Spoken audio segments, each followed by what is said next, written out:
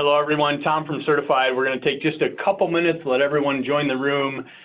We had over 600 registered for this event today, so I will be kicking things off in roughly 90 seconds. Thank you.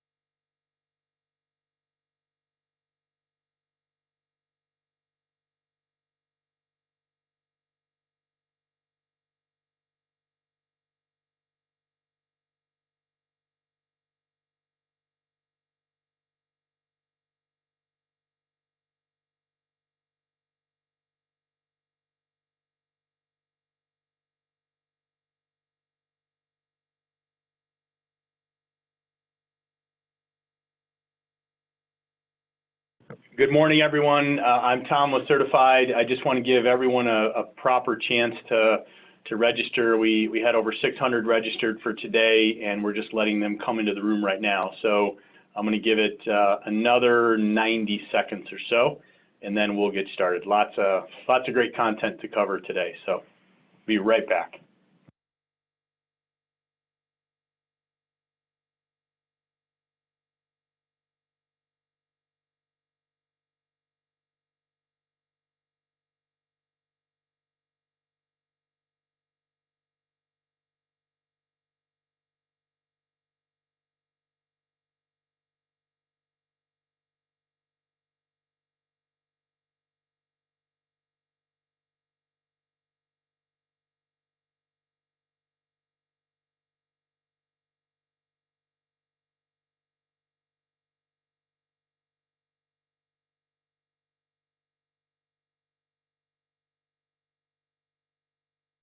Well, good morning, everyone. I'm going to start. We have people that are still coming in, but in the interest of time, we have a lot of ground to cover.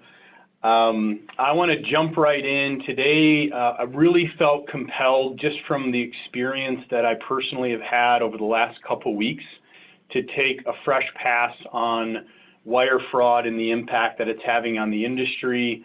My goal today is you walk out with a better appreciation and aperture of the issue, and then some tools and techniques that we can do to defend against this growing threat in both speed and sophistication.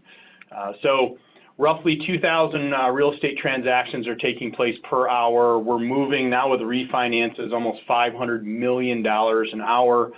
And know that, and I think you'll leave with a better understanding, these fraud syndicates that are internationally based, in most cases, are diverting funds, and they're focusing on our industry. I think we have enough evidence to show that they're not leaving anytime soon. The FTC recently reported that wire fraud is the #1 reported loss from consumers, and these stats are staggering, frankly. For those of you I haven't had the privilege to meet, I'm Tom Cronkright. I'm actually the co-founder of Certified. I'm a licensed attorney and a large title agency owner here based out of Grand Rapids, Michigan. I come to you in a few different areas or maybe personas, in the sense that as a large title agent, we experience the wire fraud. We've been through the full end-to-end, from loss to recovery to being called to testify by the Department of Justice to help take down a very large cyber syndicate operating out of North America a couple years ago. But I'm also going to show you an example of a customer that got duped into wiring funds over Memorial Day weekend, and how, again, while we're on the tip of the spear of this issue, there's always more work that can be done, and we're going to dissect that. In the interest of full disclosure, the examples I'm going to provide you today, none of those had Certified the technology used in them, but know that Certified could have prevented everything that we saw over the last 2 weeks as far as fraud prevention. So very passionate about the issue and looking forward to bringing this information in. Unfortunately, we had the Secret Service, an officer that I'm getting to know fairly well over the last, just few months, could not make it. The reason is we were called in to assist in a recovery that originated out of Texas on a mortgage payoff at 4:30 yesterday afternoon. We were working alongside the Secret Service and the FBI, and I basically told the special agent, why don't you go hunt down the money? That's what the industry needs you to do, and give me the thumbnails of what you would have brought to this session today. So know that, again, that wasn't a certified failure. That was another failure of practice and just being, just the fraudster being ahead of the tools and the techniques that that agent, unfortunately, didn't have in place. So, and more than that to come. But let's get the sound bites from the Secret Service. So I posed the question, what is really keeping you up at night? And guys, one thing I'll say in speaking to them, speaking to the FBI, speaking to anyone, the Federal Trade Commission, anyone really involved in the recovery of any type of money transfer, it is nothing short of a tsunami right now, and a lot of that has to do with the state that we're in with COVID.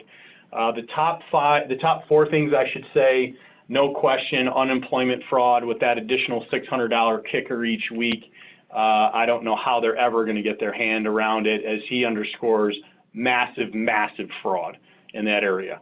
Romance scams where, hey, I'm a military member, the fraudster is impersonating this kind of personal relationship, love affair, if you will, online.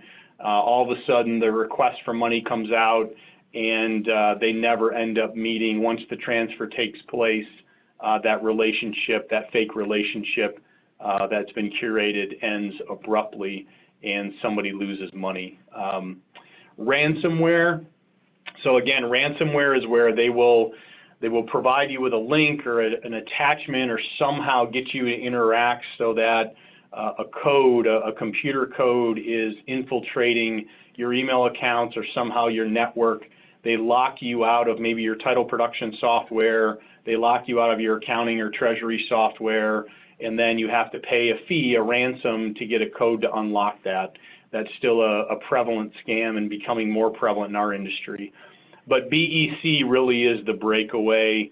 The concern that I have here, which I think is just pitch perfect for our talk today, and I didn't lead these questions. I just said, hey, 3 or 4 things that are keeping you up at night.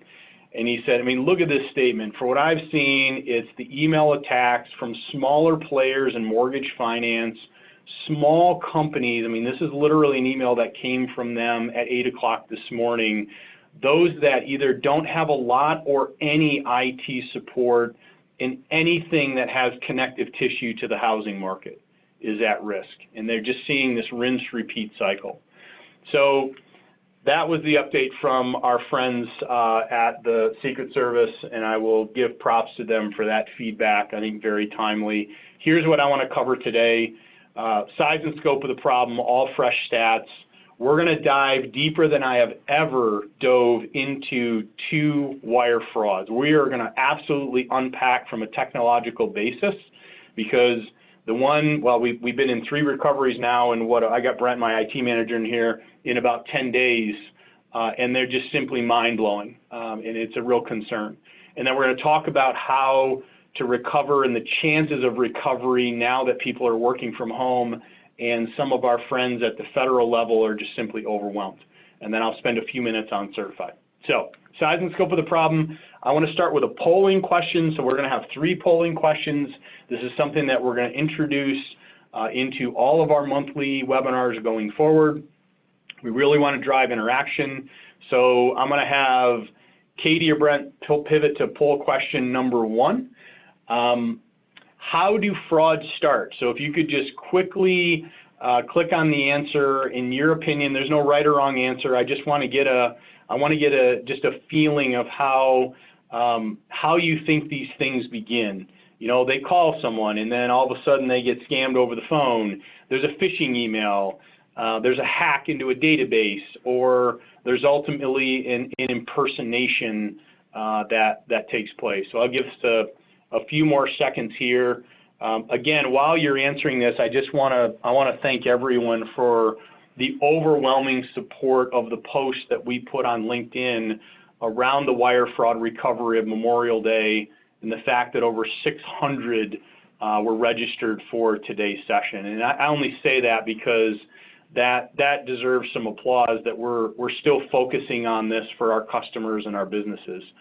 All right, so closing it out, it was kind of a trick question in the sense that phishing and the impersonation go hand in hand, and I drafted that intentionally because almost 100% of the time, that's exactly how it works. 91% of all frauds now start with a well-crafted phishing email or message. So quickly, you guys have seen this before. For those of you that are new, again, welcome, but they're running a well-defined playbook, and they're getting better and better in two specific areas. One, the phishing. So they'll profile a transaction because of MLS syndicated data, or they're infiltrating somebody's email account.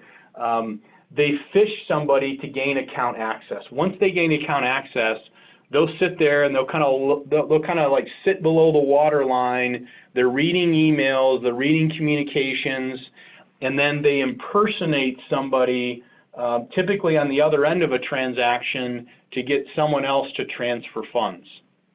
The two areas of biggest concern right now is the sophistication and the timing of the phish, and the speed at which they're muling money right now once they receive the wire transfer into the fraudulent account. And I'm going to give you specific examples. A new phishing site launches every 20 seconds in the US right now. And if you look at the disparity between where they're pointing malware, how much energy is being pointed to malware versus phishing, a lot of this I do believe is COVID related, it's just shocking. Phishing is just on an absolute tear. Why? Well, malware, I got to have this program and it's got to go undetected and it's got to write this script and then it's got to shut something down and then I got this interaction. Phishing, I just have to trick one person. One person to give me user credentials, one person to click, and I might be able to scrape them off their computer. I can mine the information, and then I have more control over what comes next as a fraudster. Since COVID began, so let's call this early March, a massive step up in COVID-related security threats in all vectors: hacking, email compromise, business email compromise, and ransomware. But what we know, and this is why I think you absolutely answered the correct question, or the question correctly, is phishing leads to wire fraud. I mean, that's the point. So if we look at it at on a macro basis, $2 billion in losses reported last year in the IC3 report, 35,000 instances, and we know that 85% of them go unreported. I mean, it's just a massively large issue. The other thing that you have to be aware of as we go through this, if there is a loss, and look, I'm an attorney, so I'm super sensitive about what I'm going to say here. If there is a loss, you just have to plan on being named in a lawsuit and then being able to defend and respond to those pleadings to get your way out of that without having to write a check, or at least mitigate what it takes to get out of that conversation. And I can just tell you that what we built at CertifID is specifically designed through the communication and the templates and the technology to meet that standard of care. So just be prepared. This is actually a table. We're wrapping up a white paper that we'll be publishing here shortly on all of the cases, or at least the seminal cases around the country that deal with wire fraud in the real estate industry. And you can kind of see the theories of cases. Negligence and consumer protection law, for those of you on the call that are attorneys, you know that's a sheet of glass wide. You can so easily tag someone to find issues of fact in a negligence or a CPL breach claim. All right, so strap in. Let's go into the two wire frauds that we're going to dissect today. I'm going to put another poll question up. So Katie, if you can, I've got Katie from our certified team. Many of you interact with her on a day-to-day basis if you're current customers. But the next poll question is going to launch here. I just wondered, and this is all anonymous, guys, what's your experience in fraud? So, hey, I've experienced at least one and money was transferred. I just want you guys to be honest, because it's going to frame how much time I spend in certain segments over the next 20 minutes. I've had at least one near miss. I've seen many attempts, but they were caught early, or, you know, thank the Lord, I haven't had any experience, but yet I'm still here. And I applaud everyone on the spectrum, because if you hadn't had the experience, but yet you're tuning in, chances are we can help so that that doesn't happen. You just simply don't want this to happen. I can't underscore this enough.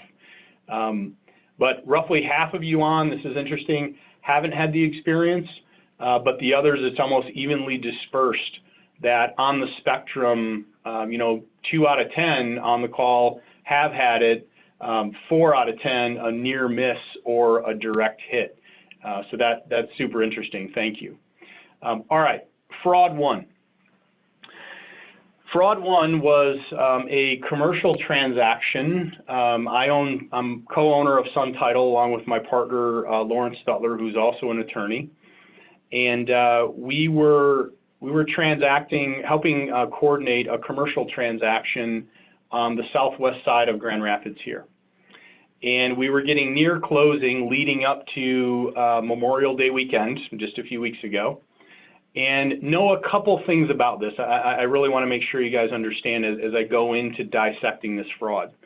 The buyer there was no mortgage lender involved, and the buyer was paying cash for the commercial property. There was never an intent. We're not a good fund state, so there was never an intent that the buyer was going to wire funds.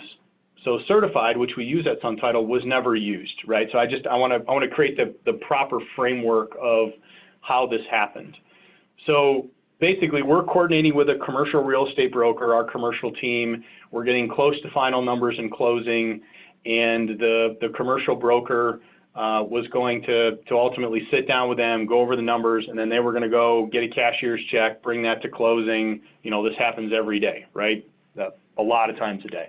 So that's kind of the setup of this. So the parties involved that I'm going to highlight is the commercial real estate broker, our commercial escrow officer, and then ultimately the fraudster. Can you remove the poll screen there, Brent? Ultimately, the commercial or the fraudster that ends up impersonating one of our employees at Sun Title, the spoofed escrow officer, okay?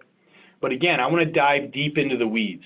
So rather than reading this email string from bottom up, I'm going to read it kind of from top down in chronological order, okay? And I had to mask some things, obviously, for privacy, but I am disclosing what I can that relates to our employees and our persona. So on Friday, again, this is a fresh fraud. We're leading up a week before Memorial Day. There's a communication between the real estate broker and my escrow officer saying, hey, you know, we're in title clearance, here's the resolution. My escrow officer says, yeah, looks really good. And then, okay, can they bring it to close? How does next week, Friday, look for a closing? Thank you. All real communications, okay? Next, on Monday, so we're on a nice path. The 29 works for me. So this would have been after the Memorial holiday. And then all of a sudden after that, on that Tuesday, the 19th, the fraudster copied this entire email string that they were having and starts a new dialogue with the commercial broker, spoofing my commercial escrow officer, okay? So this is where I'm showing, okay, it looks like it's coming from our employee, Renee, says, good morning. Kindly advise on the chosen time for closing on the 29th so we can schedule this closing for you. Couple interesting things just on that email. I've said it over and over again. The use of the word kindly has to be a red alarm flag in your operations. Period. No exceptions. If you use the word kindly, stop, grab a thesaurus, use another word. You got to get rid of it, right? So this should have been flagged so early on. This email went to the commercial broker, okay? ironically, and this is just one of those frustrating things, and I'll speak really from the heart as an industry participant, this gentleman has been to our CE. He has attended our fraud briefings. And he admitted all of this. Like, I was read into this issue, and there were so many alarms that should have went off, but for some reason they were overridden, okay? So anyway, what's interesting here, though, is that, again, we can pick this email apart. The fraudster did not mention in the first email anything about transferring money by way of wire transfer. And we're seeing this over and over again, that they're being more patient, they're being more intentional, they're willing to build credibility through a couple warm-up emails, and then they'll insert this concept of the wire transfer. Again, because in our minds as the title company, the buyer was never going to send a wire. We caution them. You can see the fraudster even copied, look, certified's all over this thing. Don't trust anything, blah, blah, blah. And I'll get to how the fraud actually happened. But think about this. The fraudster was the first one to bring up the concept of a wire to the commercial broker, right? And it was through this next email. The next day on the 20th, attached you'll find a final HUD for your approval and our wiring instructions. The email's horrible. I mean, this one's really horrible. We don't use HUDs anymore. You never used a final HUD for a commercial deal anyway. I could pick this thing apart. But anyway, kindly advise the buyer to make the payment, send a receipt so we can get it arranged for a quick closing. Please review and let me know if you have any changes. Thank you. And then thank you again. Like you say, I got to admit, this is really bad. But the wiring instructions were good. So they know the Federal Reserve is blind. This is exactly what was attached to that email. Headed to Chase Bank in Newark, New Jersey. The account name of Sun Title was listed. It did go to Chase, but to a completely different account. And even the address of our main corporate office was included on the wiring instructions. Okay? So from a credibility standpoint, it looks like, okay, these must be legitimate, and if I follow these, then it looks like it's going to arrive in the title company's account. So again, fraudster, this is now on the 22nd, the day before the holiday, where the Federal Reserve is closed on Monday. Kindly advise me, it's hard for me to even say this, kindly advise me when to be receiving the wire since we don't have the buyer's contact. Again, this is fraudster to the commercial broker, so we don't even know this is going on, right? How would we? We're being spoofed. I believe you would advise them to make the wire our firm's escrow account. We can get all the documents organized, spelled wrong, and have a quick closing on the 29th. Thank you, best regards, okay? So then this again, hey, just make sure you get that wire out, make sure you get that message out to the buyer. The broker, again, not knowing what's going on or raising the hand yet. I reviewed and gave the letter and furnished it with the wiring instructions. I think she will wire it before noon on Tuesday. I told her to call me as soon as it was sent out, and I'll let you know. So here's the kicker of the whole thing. He ended up printing out these wiring instructions, sitting down with them on the Friday before Memorial Day, working through the final numbers and presenting the wiring instructions in person to them, right? It's just really, so that's why we didn't have an email string of him just like forwarding it. It was even worse. I mean, think how credible that is. And oh, by the way, here are the wiring instructions that you need to follow. And this is why he made this statement that by the end of the day, he had already met with them and transmitted this information. Fraudster says, okay, hey, thanks. So this is end of day. Have a nice weekend. Enjoy your family. I'll be keeping in touch. Really nice kind of send off to a holiday weekend, right? Monday comes around, things start to heat up. Good morning. Again, fraudster to the broker. Happy Memorial Day. We're closing on another property. So now this is where I think they got off track and they could have been much more successful, but they were probably a little bit antsy. They gave some wild-eyed idea of why you need to transfer the money right now, and we need to get confirmation. Again, kindly confirm you're in receipt and update of the payment information tomorrow. Well, I think what they found out is that the borrower was wiring money from two separate accounts. So they had already presented the chase instructions, right? But then at the end of the day, they said, hey, we're going to get a second wire. We'd like to divert that to a completely different bank, Wells Fargo. Great strategy, by the way. So they're presenting this excuse and say, hey, could you transmit, you know, because we have this other closing, could you transmit the wire to a different location, the Wells Fargo? So then the commercial broker at 2:36, I'll tell them I don't think they wired the money yet. They have the money in two banks. They'll probably wire from here and here. Again, enjoy the day. So he's not suspecting anything just yet. But then he did. So this, thankfully, after he got that email, I don't mean to make you dizzy, he gets this email around 9 o'clock on Monday, wires instructions, sends an email out. This would have been 9:36. The time zones are a little wanky because the fraudster was reeling through a series of proxies. And then he actually calls our escrow officer and says, hey, I just want to clarify this last email on the wiring instructions because I already got some on Friday. And this is the email that I received, and this was not what I was planning on doing Memorial Day, but this is what I did Memorial Day starting at about 10:30 is we started in the wire fraud recovery. So the fraud email, what I wanted to show you here is Don was forwarding that entire string that he received from Renee to the real Renee. Okay, that's what and that's typically how they're uncovered. Look what I received. If you're saying you didn't send this, then who did?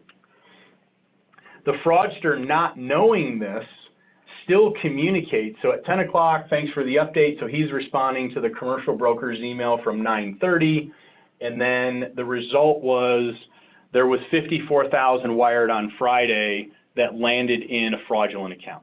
Okay, that's what happened on Friday, even though the broker thought they weren't going to transmit until Tuesday. How did they do it? So this I'm going to slow walk to really unpack. I don't expect that you actually understand how to do any of this, what I'm going to show you, to unpack how they do these frauds or even the technological basis for them. But I thought it important, especially on this one because it has so much texture to it, to understand the level of sophistication that they are bringing in to grab 50 grand, to grab 300 grand. I mean, a lot of times they don't necessarily know the amount that's going to be wired when they start to hone in on a fraud. And I would argue that this is why, as an industry, we have to step up with technology. We have to step up to do a better job to combat what I'm going to show you right now. Okay. All bad things happen in Nigeria. If you're from Nigeria, I apologize, but there's just there's a lot of bad energy going on there. The broker's email account was compromised from Nigeria. Here's a screenshot showing that the email application was accessed from the country of Nigeria in his Yahoo account. There's no question, okay? But then it takes an interesting twist. And we found that the fraudsters had taken over a salon, I'm not making this up, a salon and day spa just outside Southwest Toronto so that they could ping and wheel emails out of their email server looking like they're coming from, in this case, Sun Title. And I think they did that to avoid detection and certainly avoid the fact that these were originating from a server in Nigeria. Okay, so they actually took over this company's server. So if you look at the email string that was given, if you take any email and you want to do a quick spot check on whether it can be trusted, you'd go to literally in Outlook, you go to File, Properties, and then in the properties is Internet headers. The Internet header really unlocks a bunch of texture as to what's going on if you know what to do with it. So we simply just cut and pasted that. I'm going to show you exactly what we did. You cut and paste this. You go to a source like MX Toolbox. It's free. You click on Analyze Header. You literally do a Control-V. You paste it in there, and you're going to learn some really interesting things, okay? So what was going on with that email? And I want to unpack this a little bit. One, it looked like it was going to the Yahoo account, but the return path went to for you at levitasalonandspa.com. What does that mean? Well, the header in the email showed Sun Title and My Escrow Officer. So that's how they make it seem like it's coming from the title company, but then when they hit reply, the header is going to show it's going back to so-and-so at Sun Title, but the actual return path of that email is going somewhere completely different. Really hard to detect, okay? The domain was not a permitted sender domain, so this is like a really big red flag. We have an IP address. The from was codified right here with My Escrow Officer. The sender was actually this Day Spawn Salon. The reply to looked like it was going back to the title company, but the pathway was programmed differently, and that's the trick, right? Here's the other interesting thing we found. They had a forwarding rule set on that broker's account so that if there was a reply to his email account, let's say that My Escrow Officer was actually emailing him directly, they had a forwarding rule that reverted all of his emails at Yahoo to this abawalanta09@gmail.com. So they even had access to what he was seeing in his email account so they could filter out and kind of get a jump on any intel that they needed to perpetrate this fraud. So they were just all over this email sequence. So let's take the IP address and let's look at that a second. So again, this was the email string. If we look at where the IP address originated, you can quickly pop that into another service, and it's spooled from the Canada server just outside of Wichita, okay? And then back up to Grand Rapids. So just this simple email string had 3 countries involved with a bunch of different nodes. We're starting out of Nigeria. We're wheeling through a server to avoid this level of detection in Nigeria. We're then wheeling it again through a server in Wichita, and then it switches back up to Grand Rapids in an email from them going to the real estate broker, okay? So I just want to emphasize, and we're going to get into some of the tools, but being able to have email monitoring and being aware that, guys, this is what's coming at us, this is what's coming at our customers on a day-to-day basis, and you just may not know what's happening until you get that terrifying email like I did on Monday that, hey, we had a buyer that got scammed after the broker was compromised, and then ultimately the money did not land in the proper account, okay? All right, if you have questions, I should have said this before, start to put them in the questions panel. So I want to be able to have enough time at the end here that I can walk through this. So we have one right now, so let me take it on the fly. These fraud schemes look like they could have been caught if the broker was more diligent. Are you at all concerned about how hard these are to track and prevent AI and machine learning tools to improve? 100%. 100% I'm concerned. The other concern I have over this is that the level of training that this gentleman had received around the issue, and we just pile drive it into our customers that, look, if you're going to wire funds, it only comes through Certified. There's just no other pathway. And when I talked to him, I said, look, man, what broke down? I mean, be candid with me. He said, you know, with everything COVID related and the holiday, he just said, everything else has changed. I thought, wow, it looks like it's coming from Renee, that it can be trusted. And that's the crack in the wall that they're exploiting right now, right? Is that this doesn't change, right? These are absolute truths about how we protect our consumers.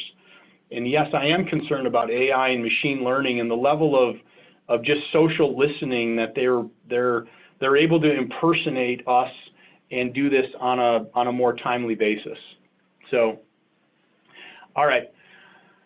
Why is the word kindly a warning? So and if you, look, fact check me on this, call your FBI field office, call the Secret Service, call the U.S. Department of Treasury, call your underwriter. I know we've got several of them on the phone right now. They will concur. What they're doing is, again, this was originating out of Nigeria. So they're using these translation programs to try to craft these sentences that will make sense to us, that don't throw up all these red flags. And you can see they're not overriding it. They're random letters are capitalized and words are, thank you, and thank you in kind, best regards. The stuff just doesn't make sense. It would be a waste of time as we email it. Kindly is one of those words. I don't know what word they're using in their native language, but in almost all cases, it translates to the word kindly in ours. So I can't, Brent, when was the last time we saw a fraud that didn't have the word kindly in it? I'm telling you, it's one of those you have to flag, right? The other that I mentioned is the use of the lowercase I if I'm describing myself, right? So, I have attached, or, so that I can get, if it's a lowercase I, that's another thing that they're not picking up in an autocorrect on these emails, but that's why. How do you know they got into the commercial broker's email? That was a screenshot of his email log history from Yahoo. So there's no doubt that his email was accessed through Nigeria. He doesn't know what he clicked on that led to the actual fraud. Is that fair, Brent? Brent did the forensics with the Secret Service that week after the holiday. So there was no doubt he was exposed. All right.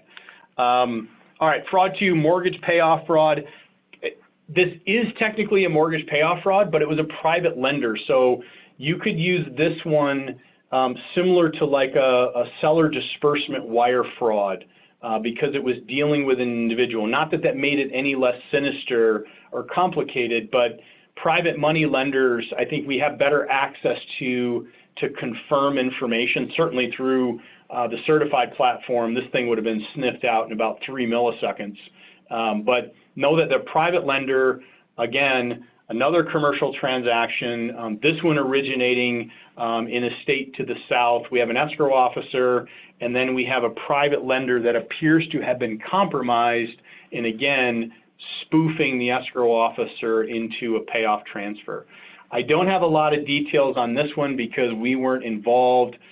We got involved when we were asked to assist in the recovery, and I'll get into that in a minute. We have developed a very specific skill set at Certified, and we're offering the wire fraud protection and mitigation to our buyer customers. We just frankly did a favor. We did a favor to one of the large insurance companies writing E&O to help them on this. So Certified wasn't involved, our title company wasn't involved, but here's what happened. Emails compromised and Fraudster monitors traffic, right? Okay, we talked about that. Ultimately, fraudulent payoff gets sent to the closer from the private investor, the hard money investor. And the closer calls to verify and unfortunately uses the number that was provided on the actual instructions, okay? So here was the payoff, and I had to mask this for privacy reasons. You can see right before the holiday weekend, to whom it concerns, the letter, here's the notice, the payoff's valid through, just after the holiday weekend, going to BOA, here's the checking and routing number, please prepare the cancellation deed, and you can charge the fee. So it's interesting, they kind of pepper in some information about the transaction. They're getting better at that. But this is what the closer relied on, okay? So what happened was a little over $130,000 was actually wired off of that payoff, again, on the Friday before the holiday. The story of this one really deals with the speed at which they muled the money, right? And what I mean by that is wires are instantaneous. When I wire to Brent's account here in the room, when that wire lands, he can immediately, like there's no seasoning, there's no holding pattern, immediately transfer those funds, convert those to cashier's checks, pay off credit cards, buy, Amazon gift cards, pay cell phone bills. These are all things that have been done. Go buy a car, lease a car. I mean, live examples of where money has gone in real estate transactions immediately, okay? And they're learning that more and more, that when we used to say, hey, you might have 72, maybe 96 hours to respond to a fraud. I'm standing here today saying from what I've seen in the last 15 days, we're down to hours, minutes matter, literally minutes matter to get the wheel in motion. So what happened on this one, and this is coming from, again, the Secret Service that we interacted with and their debrief of what they saw, the account name on the wiring instructions wasn't even close. And I say they mention that because BOA is one of those banks that historically does a good job of trying to do a little bit of matching between the wiring instructions and what's coming in and the account name, and then where that account is landing. And this one was like apples and the moon. This is no comparison. So then on 5/22, the money's transferred. A third of the funds remained in the account, which is a miss on their part, but good for recovery. 2/3 were transferred into wire transfers to U.S. Bank. Okay, so they left a tranche in, typically to avoid a huge flag or detection of the sweeping of big funds, because again, this was north of 130,000. 2/3 of that was a wire that day went out to U.S. Bank, and then they immediately drew down 2 cashier's checks, and then one of them was converted to cash, and the other was presented on a third-party bank that were their federal authorities are in the process of kind of seizing and freezing, if you will. The other thing that's interesting, and I agree with this action because we had to do it, which is why these are so expensive and complex, they're spooling up a court order. The title agent is spooling up a court order to claw back this cashier's check that is now daisy-chained into a third bank through now, the morphing between a wire and a negotiable instrument like a cashier's check. So this one had me stand up and realize, okay, whoever was on the back end of this fraud understands how blind the Federal Reserve is, how quickly you can move cash, and then ultimately, if you do that, you're going to have a much higher degree of success.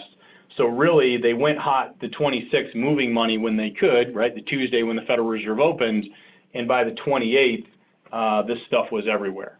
So that's really fast movement. All right, so let's get into recovery. So let's pivot into, okay, what would we do if we learn of a wire fraud, and just some blocking and tackling here. Last poll question that I want to ask, if you guys can spool this up a second, is, hold on, I think it's coming up right now. How are we approaching fraud protection? So, hey, my people and their vigilance are my first line of defense. We've got workflow development and enhancement. We're using technology enablement. We do little, but I think we should do more. Again, there's no wrong answer. I'm just trying to get a sense of the, the kind of the pulse here. So it looks like we're going to come in fairly evenly dispersed, which I'm not surprised by, right? Because how the money comes in, what we do for buyers is probably very different than what we do for a seller net proceeds. That's different, again, from a mortgage payoff. But happy to see a couple things. We've taken on workflow, which means we've codified how we protect ourselves, and the integration of technology, I think, has a big role to play. All right, quickly, I'm not going to spend a ton of time on this. If you want to go to our white paper, and maybe Katie or Brent, if you could put in the When Minutes Matter white paper in the comments. If you don't have this guide, you simply need to get your hands on it. It is step-by-step, even more detail of what to do should you learn that your customer or one of your wires landed in a fraudulent account. Brent, can you close the poll? All right, so hour one, you have to notify the bank, and you have to initiate a swift recall if it's international. You won't know that at the time, or just make sure that they have a fraud alert tagged on that transfer from your account to, it always goes to one account, right? You know where the money landed, and then you have to get an alert to that receiving bank that that transfer was fraudulent. The next thing you have to do, I'm talking immediately after, is you have to file an IC3 complaint. You go to IC3 and you fill out, if you've never seen one, I want to show it what it looks like. I can't make this stuff up. At 4:30 yesterday afternoon, I got a phone call about another truly wire transfer payoff fraud that took place in another southern state, and was working last night with Secret Service and the FBI to try to recover those funds. Blanked out, but I want to show you just how quickly you need to get these things filed if you have a chance of recovery. This happens to be the report from that complaint. You can see the amount, the transaction date was just 2 days ago. So guys, this stuff is just happening over and over. I wanted to highlight this for this. It was going to Wells Fargo to pay off, and Freedom Mortgage is a huge lender, right? To pay off Freedom Mortgage. And what's interesting is if you put in the routing number of this sequence that they gave, it's actually going into Wells Fargo. So they opened up a fraudulent money muling account at Wells Fargo, knowing that Freedom probably takes payoffs through Wells Fargo, and that it avoids that level of detection. So anyway, the transaction type, the name on the account, you need all this information to properly start a recovery process. It's very complicated. This was a fax swap out that came in on an updated payoff. That was the description of the incident, information about who victimized you from what you know. Email wasn't involved. If there was, you got to attach the email header and string so that they can analyze that, and then you sign saying, hey, you know, I'm saying that this is true. I'm not trying to scam somebody. I'm trying to get my money back. That has to happen as quickly as possible. Then proactively reaching out to the FBI, the Secret Service, if you have contacts. Here's the challenge on this, and I hate to say it, but it's just the truth. We had a decent chance of recovery in 2019, as a decent chance, right? Where if within 72 hours, there was typically somebody that could jump on it and we could claw some of that back. Now that people at banks are still working from home, our partners at the feds, regardless of the branch, are simply overwhelmed. The chance of recovery from what I'm seeing, unfortunately, is being strained. It's going down because the bandwidth is being exhausted. And that's why this is hard stuff. It's harder than it's ever been right now. So then contacting counsel if you need to, again, looping back through the banks, you got to be your advocate, notifying your carrier. So those of you, I know I have some insurance underwriters and carriers that are probably, you know, wanting to mute me at this point, but I'm not. You have to notify your carrier if there's an incident so that they can either help with recovery or take it over. And then lastly, and I only say this because it's really a federal issue, but you should have a police report from either a county or a local authority that takes the information down. And then the post-mortem, and again, this is hour 5, this isn't like day 5, is making sure you weren't compromised, okay? So what's the direct impact? This is what we're learning, is that regardless of how it happens, if it's your fault, I say fault, but if it came out of your escrow account or unbeknownst to you, like us, the buyer was duped into doing something and we don't know about it, there's simply an out-of-pocket cost, either through opportunity cost or trying to defend your way out of a lawsuit because you have somebody that lost their life savings in a transaction. Or now underwriters are seeing marketable title claims and first lien letter and CPL claims around wire fraud. The reputational risk, and now it's becoming a sustainability issue. So the title industry is incredibly fragmented. You know, some of you are smaller in nature, some of you are larger in nature, and that will put you somewhere on the continuum of how big of an impact, how big of a hit you could take and still be operational after you make good on the loss. And then just the increasing threat and sophistication of what we're seeing. I personally, in my professional career, I haven't seen anything like this, unfortunately. Not that I'm surprised because of COVID, but For those of you on the phone that are certified customers, again, I want to applaud the effort. We're actually guaranteeing over $2 billion a month with your help of not only your funds or buyer funds. If you're not, I want to spend just a couple minutes and walk through why we developed what we developed. It's specifically designed to take this kind of chaos and make clarity out of it, that we know the funds are protected from our consumers into the escrow account and those that go out. So what we're seeing right now, and I hope you agree with me after this talk, is that while we're trying to point different processes and technologies to combat against this, it's not working at scale, right? It's not working each and every time. And as they have adopted tools and technology and strategies, that's what we did at Certified, with new insights and a fresh look technologically at what's really going on. And what Certified does, for those of you who don't know, is it verifies identity in real time and then allows the secure transfer of wiring instructions between two parties, from you to a buyer so their life savings ends up in your escrow account safely, or ultimately from a seller back to you so the disbursement or the mortgage payoff company takes place with a level of confidence. So what most companies experience, and again, I really invite you to be one of those that does experience this if you're not, the protection of the employees, the risk MIT. I mean, we've got special programs with E&O carriers right now that we'd love to talk to you about, meeting the standard of care. So I can tell you, without giving specifics, that people have been tricked.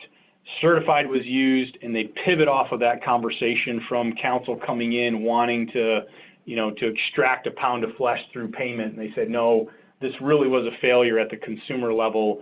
I can't write a check every time somebody gets duped at the last minute.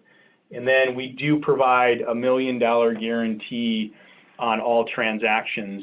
One thing new, for the current customers, you realize this, but we've actually issued this year the country's first ever money transfer protection program, where we have the ability now to empower the buyer to make the choice on whether or not they want to spend a few additional dollars, make sure that that money transfer to you is a guaranteed secure transfer, and if it's not, we provide direct reimbursement or recovery assistance if the money somehow they didn't follow the instructions and somehow ends up in a fraudulent account. That's why we built the rails to assist in fraud recovery, because we're helping consumers that maybe have questions or need help. And we've been called to do that since the beginning of the year. I got a call from a buyer yesterday. She received the information. She purchased the fraud protection plan. She called me and said, hey, I took the call on our hotline, and she said, I just don't have the number of what to transfer. And I said, look, you're not closing for a week, because I asked her, that number will come, but I want to reiterate that the information you receive through Certified is the only way that you can get your money by way of wire transfer to the title company. You can't trust anything else, to underscore that. So just from a consumer perspective, I love this quote from Kaylin. We have others, but it makes everyone in the transaction feel more secure. And that's the point, right? And I think it also gives you a leg up in your market between competitors. So I normally don't do this, but again, it's just like been one of those crazy wild couple weeks. I want to invite you to, if you're not using the platform, I want to invite you to use it free through the end of the month. This is kind of a no-joke state we're in the industry. I know we're all trying to roll back from shelter in place and the proclamations and the executive orders, but I'm just standing here today saying we're here to help. And if you'll let us do that, we could have you onboarded in less than an hour. We've had an amazing run this year with new companies that are kind of taking this challenge head on. And I just want to make sure that we're on the right side of history with you, right? That we work together, we defend against this, you thrive in this environment versus having to have something that takes place that maybe you just simply can't come back from. And I hope that never happens. I'm just saying I just don't see it going away. So, all right, I want to answer some questions. The other thing before I forget, connect with me on LinkedIn. connect with the Certified brand on LinkedIn. We're constantly putting up infographics. I'll do spot videos when I learn of a recovery or a fraud vector or some interesting article. We have over 10,000 people that are tuned into my LinkedIn page on a daily basis. And please interact, right? We're trying to develop a community around this issue. Yes, we happen to be offering a solve through technology, but we also are really fighting this fight alongside of you because I am in the industry. All right. How would you best direct your closers to confirm wiring instructions? Well, first of all, there's a playbook. Alta has it on how to confirm your underwriter. But I'll speak from my experience. If you're not using Certified, we will be able to verify the identity of the individual, and they will be able to, within 60 seconds of a digital interaction that will provide insights that you can't have on a phone call, to confirm, and then you're guaranteed before you send the wire, okay? So that's my pivot point. That's exactly why we created it. Short of that, then you have to do what I call the triangulation of the information. I got to look this person up. Do I have a trusted number? Could I get a third party now to vouch for that number that I do trust? So could I go to the real estate agent and confirm the seller's number? I call it the goat rodeo. So you just enter the goat rodeo. You do everything you can. It's going to take you about 20 minutes, but it's going to keep your wire safe if you do it, potentially, if you do it right.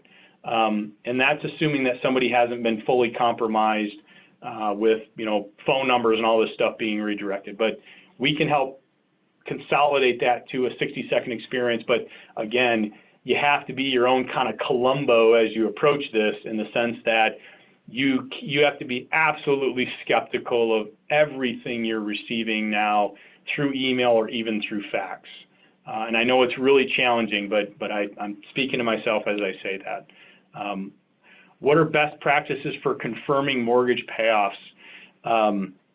Know that we're developing a mortgage payoff solution, and we will be launching that sometime late summer, early fall, likely early fall. In the interim, I would just say give your people the bandwidth to spend the time, again, looking up that we use payoffassist.com, which is a tool that you can go in and see who the most recent servicer is. They typically have a phone number, but man, the wait times right now are incredible. And they're even more skeptical as to why you're calling. So if you don't have a borrower authorization that includes, all the typical PII and loan information, you're not getting through that gatekeeper. But again, I would be super suspect. Any hard money mortgage payoff we can help you with. You have to validate any new or updated facts. This is why document management in your software platform is so important, that you're tracking versions. Wouldn't you agree, Vent? That look, if I got a payoff last week and that was from the curative or the closing department, and I'm the disbursement officer and I see another one pop in today, that's a hard stop. I mean, you just got to slam the brakes. Who cares who cares about per diem cost right now? Believe me, that's not the issue. The issue is we had a failure, and now we have to try to get that money back.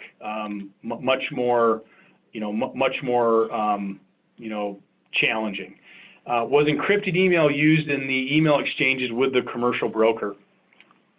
So here's the interesting about encrypted email, is that when we have a policy that when we're sharing PII, closing statements, blah, blah, blah, sure, that would go encrypted. That wasn't the problem. The problem is when they spoof you, the broker thinks that they're communicating with you, encrypted or non-encrypted. The fraudster could use encrypted email to make that even look more credible, to go through an encrypted service. And guess what, guys? If you're sending an email to a broker's email that's compromised, all the fraudster has to do is say, send me a reset password, goes in, resets the password, and then displays your encrypted email. Now, am I getting that right, Brent? He's giving me a thumbs up. Now, I'll tell you this. You have to use encrypted email because judges are crazy-eyed about technology that they don't understand. And if you look at the court cases, if you didn't use encrypted email, even though I'm showing you the vulnerabilities, you're going to get smoked in court.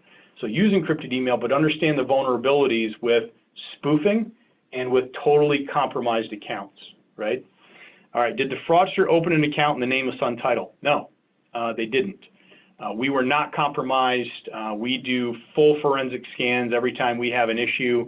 What happened was all they did is they went into that salon's email and they created a rule that said, even though I'm wheeling this email out of the salon's email server, that's really what it was coming out of Levita, Spawn, and Day Spa, they made a rule that just said, make it look like it's coming from somewhere else. And that's what they can do programmatically in the email header. And even in the reply, but where the actual return was back to a different account. How can they open a U.S. bank account from Nigeria with providing IDs? So this is a whole nother session, guys, on money muling, which I would love to do again, and I don't mind it. They didn't open a U.S. bank account from Nigeria. What was shown from our friends at the Secret Service is the whole network of money muling and money laundering. And what likely happened was they're running these scams from overseas, and they have stateside people, a lot of people that aren't even in on the fraud, that are taking money in and sending money out under a totally different pretext. You could have had somebody walk into U.S. Bank thinking they were helping a charity, right, in the Austin area, which is where, you know, this was this last one from yesterday, where it was originating to, that they're just moving money, and I'm moving money for a good cause. And what they don't realize is that they've been duped into, you know, just unintentionally participating in a money laundering exercise internationally. It's just the money muling network is crazy, and I learned that through our fraud. Who would have been ultimately held responsible in this situation? Fraud 1. Okay, thank you for clarifying.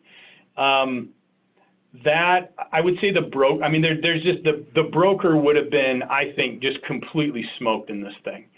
You received the training, you got the notices, there was never a conversation around wire transfer, you never verified before you physically presented and represented the truth of that information. But that said, anyone with a laser printer and $200 can add you to a complaint. So the question is, what else could you have done, should you have done? And in each one of these cases, we take on learnings ourselves and we try to port that back into certified through, because when you become a customer, you get email templates, you get the notices, and you go loud and proud on this idea that this is how this is going to work. How often do people sue for their loss? I'll give you the legal answer. I think that depends. It's very typical. If they don't sue, there's a demand. So what's interesting, I'm glad you guys are staying on, there's a whole underbelly of what we're not aware of that's taking place behind the curtain. So when I show you the pleadings, those are those that publicly saying, hey, I demand payment and I was wronged. But what about those instances where the insurance company clearly has either a phishing or a social engineering or cyber crime, they've got some exposure and they're going to mitigate that and we'll never see the light of day of what really happened. So I think the question is probably better framed when there is a loss. How many times did checks get written? Frequently. I would say very frequently. What we're trying to do is make sure that you and your carrier aren't one of those that are writing that. I think in this case, the broker did not have cyber insurance, didn't have social engineering, and he admitted to the Secret Service and to us that if I got to bring this money to close, I'm going to bring it to close, and then hopefully, you know, we get the money back. Not too many people are in that position. All right, we're flooded with questions and we're out of time. We are going to, I'm gonna take the time because I feel so passionate about this issue, and we will get answers to every single question that came in. I knew we had a huge audience. I want to thank everybody that hung out even a few minutes later. If you do have a question after, or you want to sidebar me and dive deep into this, I'm available. T. Cronkright at Certified, that is my direct dial. Lee's my assistant. She'll hunt me down. If there's any way seriously that we can help and come alongside of you to make sure that, you know, like you say, you're going to be on the right side of history here, we're going to be in that together. So until next month, tell your friends. We'll have as impactful information, I promise you. But seriously, stay safe, stay skeptical, and I hope to see you next month on the briefing. Take care.